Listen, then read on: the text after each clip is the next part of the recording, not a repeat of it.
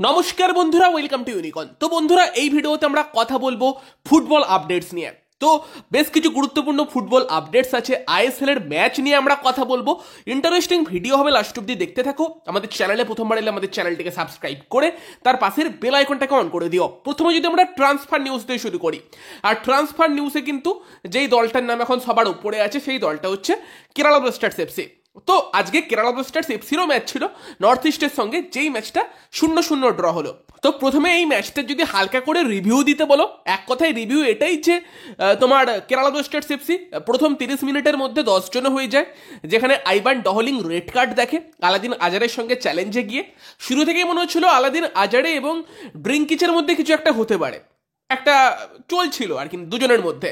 কিন্তু মাঝখান থেকে কোথায় আইভান ডহলিং এলো, এসে কিন্তু হেডবাট করলো এবং রেড কার্ড দেখলো। প্লেয়ারদের এই ব্যাপারগুলোর রেসপন্সিবল হতে হবে। 30 মিনিটের মধ্যে তুমি এইভাবে যদি একটা রেড কার্ড দেখো, বাকি সময়টাই তুমি দলকে চাপে ফেলবে, সেটাই হলো কেরালা ব্লাস্টার্স এফসি। বাকি পুরো সময়টাই নর্থ ইস্টের অ্যাটাকের এগেনস্টে লড়ে গেল, মাঝে মধ্যে নিজেরাও অ্যাটাক করলো, সেটাই চললো।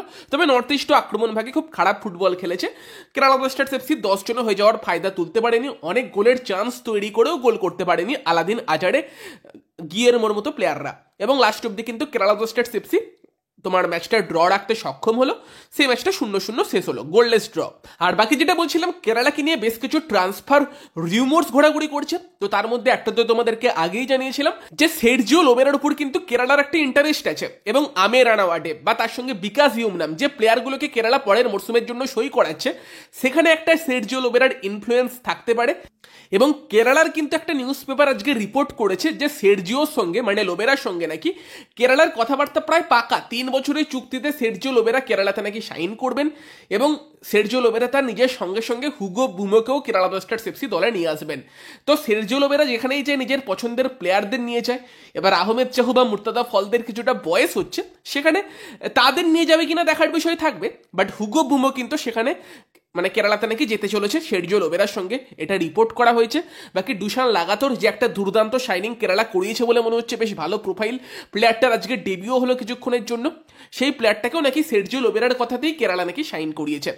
তো তাকে কি আহমেদ চাহুর বিকল্প হিসেবে ভাবছে, নাকি মুর্তাদা ফলের বিকল্প হিসেবে সের্জিও লোবেরা ভাবছে, সেটা দেখতে হবে। বাট কেরালাকে নিয়ে কিন্তু সার্টেনলি অনেকগুলো ট্রান্সফার রিউমার কিন্তু বাজারে ছড়িয়ে পড়েছে। দেখা যাক কতগুলো সত্যি হয়, সের্জিও লোবেরার মুভটা কমপ্লিট হয় কিনা, অফিসিয়াল কি হয়, যখন তো আসবে তোমাদেরকে জানিয়ে দেবো। আপাতত যে খবরগুলো বেরিয়ে আসছে তোমাদেরকে জানালাম। দ্বিতীয়ত, আজকের যদি আইএসএল এর আরেকটা ম্যাচ নিয়ে কথা বলা যায়, তো আজকে ডবল হেডার ছিল শনিবার দিন। সেখানে বিকেলবেলা কিন্তু ব্যাঙ্গালুরু এফসি খেলতে নেমেছিল হায়দ্রাবাদ এফসির সঙ্গে, এবং সেই ম্যাচের যে রেজাল্টটা হলো সেটা কিন্তু ডেফিনেটলি মোহনবাগান ফ্যানেদেরকে খুশি করবে। মোহনবাগান কালকে পয়েন্ট হারিয়েছে জামশেদপুরের মাঠে গিয়ে, বাট জামশেদপুর এমন একটা টিম যারা নিজেদের ঘরের মাঠে ভালো টিম। বাট ব্যাঙ্গালুরু এফসি আজকেও পয়েন্ট হারালো কাদের এগেনস্টে? হায়দ্রাবাদের এগেনস্টে। ব্যাঙ্গালুরু এফসির জন্য কিন্তু এটা একটা রীতিমতো টাফ সময়। তাদের শেষ 3টে ম্যাচে জয়াও ধরা, আজকের ম্যাচেও হার ছিল, একটা গোল সুনীল ছেত্রী করে ম্যাচটা থেকে একটা পয়েন্ট নিয়ে যায়। বাট তুমি যদি দেখো লাস্ট 2টো ম্যাচে তারা মোহামেডানের কাছে পয়েন্ট হারিয়েছে, হায়দ্রাবাদের কাছে পয়েন্ট হারিয়েছে। হায়দ্রাবাদ কিন্তু মোহনবাগানের বিশাল উপকার করে দিল। প্রথমে গোয়ার পয়েন্ট কাটলো, পরে ব্যাঙ্গালুরু এফসির পয়েন্ট কাটলো, এবং ব্যাঙ্গালুরু এফসি রীতিমতো ফার্স্ট হাফে জঘন্য ফুটবল খেলেছে। ফার্স্ট হাফে ব্যাঙ্গালুরু এফসি স্ট্যাটিস্টিক্স হচ্ছে শটের সংখ্যা 0, অন টার্গেট শট বলছি না, শটের সংখ্যাই 0, কোনো শটই মারতে পারেনি, সেই লেভেলের ফুটবল খেলেছিল। সেকেন্ড হাফে শুরুতেই 4টে চেঞ্জ করে। রায়ান উইলিয়ামসের মতো গুরুত্বপূর্ণ প্লেয়ার যে ব্যাঙ্গালুরু এফসির হয়ে এতটা ইনফ্লুয়েন্স রাখছিল অ্যাটাকে, তাকে কেন বাইরে রেখেছিল কোচ জেরাল্ড জারাগোজা আমি জানি না।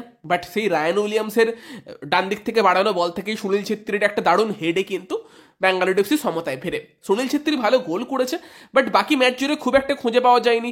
জর্জে পেরিরা ডিয়াজ 5-6বার অফসাইড হয়েছে, নগুয়েরা খেলেছে ভালো, তো তোমার এডজার মেন্ডেজও সেরকম বলার মতো কিছু খেলেনি। তো সেখানে ব্যাঙ্গালুরু এফসিও খুব একটা ভালো ফুটবল খেলতে পারেনি। উল্টো দিকে দেবেন্দ্র, সে কিন্তু হায়দ্রাবাদের হয়ে গোল করে, যেখানে কিন্তু অবশ্যই ডিফেন্সিভ মিস্টেক ছিল। নাওরেম রোশন সিং দেবেন্দ্রকে একদম ফ্রি ছেড়ে রেখেছিল, এবং সে কিন্তু ফ্রি হেডারে গোল করে, এবং বাঁ দিকের উইং দিয়ে কিন্তু হায়দ্রাবাদের চুঙ্গা মারও খুব ভালো খেলেছে। বাকি এই ছিল ছিল এই ম্যাচের ফলাফল, এবং ব্যাঙ্গালোর এফসি কন্টিনিউয়াসলি পয়েন্ট হারানোয় মোহনবাগানের সেটা একটা লাভের লাভ হয়েছে, কারণ পয়েন্টের ডিফারেন্সটা মোহনবাগান জামশেদপুরের এগেনস্টে পয়েন্ট হারালেও 8 পয়েন্টেরই থাকছে। গোয়া পয়েন্টের ডিফারেন্স বাড়াতে পারে কিনা কালকের ম্যাচে নজর থাকবে। ইস্টবেঙ্গলের এগেনস্টে কিন্তু কালকে এফসি গোয়া নামতে চলেছে। হ্যাঁ, সেই ম্যাচ নিয়ে কথা বলার আগে আর একটা প্লেয়ারকে নিয়ে কথা বলতে ভুলে গিয়েছিলাম, কেরালাকে নিয়ে যখন কথা বলছিলাম। করু সিং কিন্তু শেষ দুটো ম্যাচ দেখলাম দারুণ ফুটবল খেলছে। মাত্র 18 বছরের একটা বাচ্চা ছেলে, যার কিন্তু অবশ্যই তোমার ভারতের জুনিয়র টিমের হয়ে অনেকগুলো ম্যাচ খেলার এক্সপিরিয়েন্স আছে, ট্যালেন্টেড প্লেয়ার, বারবারই তার ব্যাপারে শোনা যায়। এবং সেই প্লেয়ারটা যখন সিনিয়র লেভেলে আসছে, আইএসএলে আসছে, এরকম পারফরমেন্স দিয়ে আজকের ম্যাচের ম্যান অফ দ্য ম্যাচ হওয়া, তো ডেফিনেটলি কিন্তু করু সিং এর দিকে ভবিষ্যতে নজর থাকবে। এই প্লেয়ারটাকে কিন্তু ইউরোপে পাঠানো যেতে পারে, সেই টাইপের ট্যালেন্ট আছে, পারফেক্ট এজ আছে। তবে দেখা যাক ফিউচারে কি হয়, বাট এই প্লেয়ারটা অবশ্যই কিন্তু ভালো ফুটবল খেলছে। বাকি যদি আমরা ইস্টবেঙ্গল বনাম এফসি গোয়া ম্যাচের কথা বলি, তো এটা এমন একটা ম্যাচ যেখানে হয়তো মোহনবাগান সমর্থকেরা ইস্টবেঙ্গলকে সাপোর্ট করবে, কারণ ইস্টবেঙ্গল যদি গোয়ার পয়েন্ট কাটতে পারে, মোহনবাগানের কিন্তু যে লিডটা ছিল সেটা বজায় থাকবে। জামশেদপুরের এগেনস্টে যে মোহনবাগান পয়েন্ট হারিয়েছে সেটা অতটা বেশি আর মাইন্ড কেউ করবে না। তো সেই জায়গাতে কিন্তু গোয়ার এগেনস্টে ইস্টবেঙ্গলের অবশ্যই কঠিন চ্যালেঞ্জ আছে। গোয়ার ঘরের মাঠে খেলা, উল্টো দিকে ইস্টবেঙ্গলের অর্ধেক প্লেয়ার অ্যাভেলেবেল নেই, এরকম অবস্থা, যেখানে ডেফিনেটলি হেক্টরের চোট আছে, আনোয়ার আলী অ্যাভেলেবেল নেই, সৌভিক চক্রবর্তী সাসপেন্ড আছে, রাকিবের মতো প্লেয়ার তো ছিটকে গিয়েছে, প্রভাত লাকড়া ছিটকে গিয়েছে, তো প্রচুর চোট সাসপেনশনের সমস্যা ইস্টবেঙ্গল টিমে আছে। এবার সেখানেই কেমন দল নামে ইস্টবেঙ্গল কোচ সেই দিকে নজর থাকবে। শুনছিলাম নাকি নন্দা কুমারকে রাইট ব্যাক খেলাতে হবে, এই টাইপের অবস্থা এসে গিয়েছে। যদিও নন্দা কুমারের থেকে আমার মনে হয় সায়ন ব্যানার্জিকে রাইট ব্যাক খেলালে সে হয়তো বেটার খেলবে।